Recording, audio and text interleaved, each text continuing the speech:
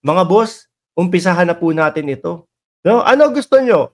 Yung pagkakaibigan ng presidente at vice-presidente? O eto? Pagpulong ni Pangulong Ayan. Ano sabi ng Pangulo? Sabihin na natin, I was ano daw? Deceived. Oh, pakinggan ho natin mga bossing ha. Maganda itong tatalakayin dito sa balita na ito. Oh, game. 3, 2, 1. Action! Magandang gabi, Nel. Ano ang ilan sa mga naging bunga ng pakikipagpulong ni Pangulong Marcos sa mga leader ng ASEAN at ano ang kanyang sinabi tungkol kay VP Sara? Oh, wait lang. Doon po sa hindi alam kung ano yung naganap po sa pagpupulong ng ASEAN kasama po ang ating Pangulo, mga kababayan. Wala naman. Napakasimple lang, no? Sabi lang ng Pangulo, sige, hindi tayo magkaayos China sa lahat, no? Hindi pwedeng ihiwalay natin ang politika at kung ano yung nangyayari sa ekonomiya ng bansa. Hinamon ng ating Pangulo yung China, mga kababayan. Di ba? Yun ang tunay na presidente na talaga namang lalaban at ipagtatanggol ang ating bayan, mga bossing. Pero ang importante diyan kung ano ang sinabi ng Pangulo sa pagkakaibigan nila ang dalawa ng vice-presidente. Yes, Jun, para kay Pangulong Ferdinand Marcos Jr., hindi nasayang ang kanyang mensahe at pakikipag-usap dito sa Association of Southeast Asian Nations o dito sa ASEAN Summit.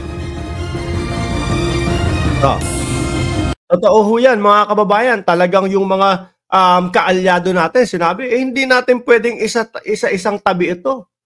Na kunyari, okay tayong lahat, tapos may nagaganap na tensyon sa West Philippine Sea. Bumoses po dyan, mga kababayan, ang ating Pangulo. Talagang nagsalita ang ating Pangulo. Huwag nating isawalang bahala itong West Philippine Sea. At kailangan, nag-uutos din ng Pangulo, ha? At kailangan madaliin na. Madaliin nang tapusin yung sa UNCLOS.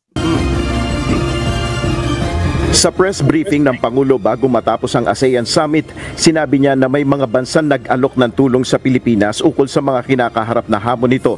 Kabilang narito ang patuloy na pambubuli ng Beijing sa West Philippine Sea.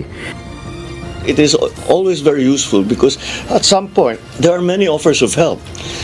They say if that is the problem, maybe we could do this. Maybe we could. Maybe our country can send vessels. Maybe we can have joint operations. Maybe we can have discussions. Maybe I can serve as an interlocutor.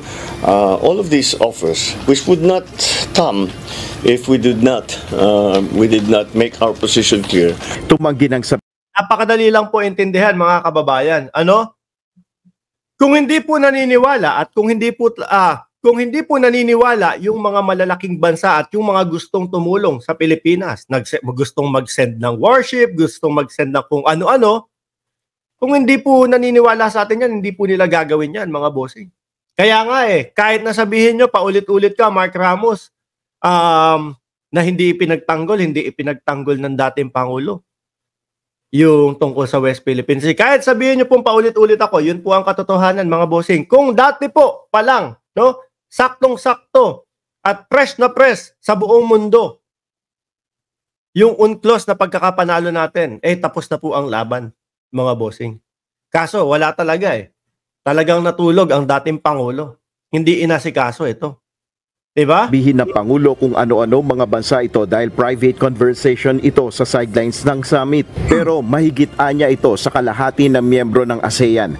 Kaya kita nyo, mga kababayan?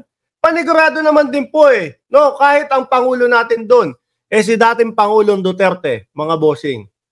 Panigurado, yung mga bansa na yan, magbibigay pa din po ng tulong. Magbibigay pa din po ng suporta, mga kababayan. Bakit? Kasi igagalang nila, no? Yung pagkakapanalo natin sa UNCLOS, mga boss. Ganun lang po kasimple yan. Irerespeto nila, mga bossing, yung naging desisyon po sa UNCLOS. Ganun lang. Kaso, dito mo makikita at mararamdaman, mapapatanong ka pro-China ba talaga si Pangulong Duterte at hindi inasikaso yun? Nandiyan nasa kanya lahat ng bala Nasa kanya na lahat ng pwedeng ibala o sabihin para patunayan na eto kami talaga ang may karapatan dito sa West Philippine Sea. Kaso wala po. Naman hindi sang-ayon ng Pangulo sa kritisismo na puro salita lamang ang ASEAN at walang nangyayaring aksyon sa mga issue lalo na sa usapin ng South China Sea. Well, I don't agree that this is just a talk shop. But even if it were, I'd rather be talking than watching conflict. So if the talking is keeping conflict away, then ASEAN will have achieved at least one of its most important purposes. Rektahan po talaga ang ating Pangulo. Ayan, tama po si Sir Archie Beroya. Like his father, no, sinasabi ang totoong nangyayari at ginagawa ng ibang bansa sa atin. Prangka, walang plastikan. Baka kay dating Pangulong Duterte sasabihin, tignan nyo, no, nung ako'y namumuno, walang mga gulo dyan sa West Philippine Sea. Walang kung ano-anong mga ganyan. Walang initan. Baka kasi sumusunod-sunod lang tayo sa China noon, mga kababayan. Kaya nga po ang vice-presidente natin hanggang ngayon, hindi pa rin ho natin nariringgan. No? Hindi pa rin ho natin nariringgan, mga kababayan, ng sagot ang ating vice-presidente kung ano ang panig niya. Kung ano ang masasabi niya tungkol sa West Philippine Sea. Nakakalungkot, ano? Samantala, sinagot rin ni Pangulong Marcos ang issue kay Vice President Sara Duterte. Ayon sa Pangulo, nadismaya siya nang malamang sinabi ni VP Sara na hindi sila magkaibigan.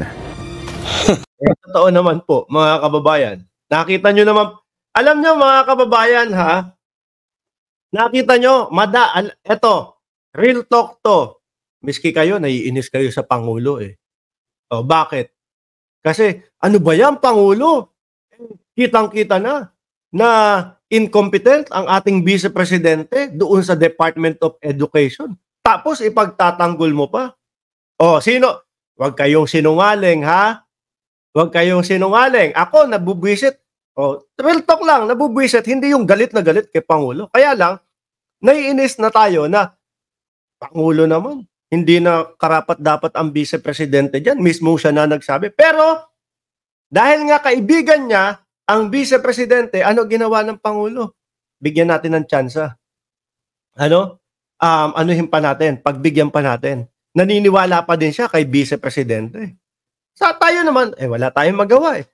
Siyempre, magkaibigan sila. Nandiyan ang tiwala ng Pangulo. Tapos, maririnig mo sa vice-presidente, hindi kami magkaibigan o hindi kami nag-uusap o kung ano man. Madidismaya ka talaga doon. Tayo po, mga kababayan, kitang-kita natin kung paano po itinuring ng Pangulo, ang vice-Pangulo. Di ho ba? Taas nga kamay dyan nung naiinis na kay President noon. Yung naiinis na kay President kasi ipinagtatanggol pa din ang vice-presidente. Ako ho, number 1. Tuloy. That's a good question. I don't know anymore. I'm not quite sure I understand. I'm a little dismayed to hear that she doesn't think that we are friends. I always thought that we were. But tignan nyo po. Mabibisit na naman tayo. Pangulo naman, hindi ka na nga daw kaibigan, pero ikaw ganun pa din ang tingin mo. Ganyan po talaga mga kababayan, ang ating Pangulo. Di ba?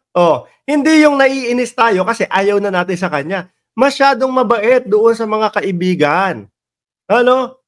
Masyadong tiwala. Siya tinitira na patalikod. Kaya medyo konting tapang, Pangulo. Sabihin mo na, hindi kayo magkaibigan. Total, sabi naman hindi na kayo magkaibigan. Maybe I was deceived. Ipinaliwanag rin ni PBBM kung bakit sa kauna-unahang pagkakataon ay hindi siya itinalagang caretaker ng bansa habang siya ay nasa Lao PDR para sa ASEAN Summit. Because she's not part of the administration anymore. She's still in government, but she left the administration. So she's not part of the administration anymore. June, katatapos lamang nitong closing ceremony ng ASEAN Summit dito sa Lao. Ito po siguro ang pinakatamang paliwanag ho. Diplomatic pa rin si PBBM compare kila Duterte. Kila dating Pangulong Duterte kapag ka talagang, wala. Si Lenny, wag bigyan ng budget yan. Si Lenny, kalaban yan eh. Bahala sila dun. At kung ano-ano na pong masasakit na salita ang maririnig ni Atty. Lenny Robredo. O, di ho ba, mga kababayan? Ang ating Pangulo, kahit na ginaganon na, maayos pa din niyang ipinapaliwanag. Ano ho? Maayos pa din niyang ipinapaliwanag kung ano ang lagay nila ng Vice Presidente.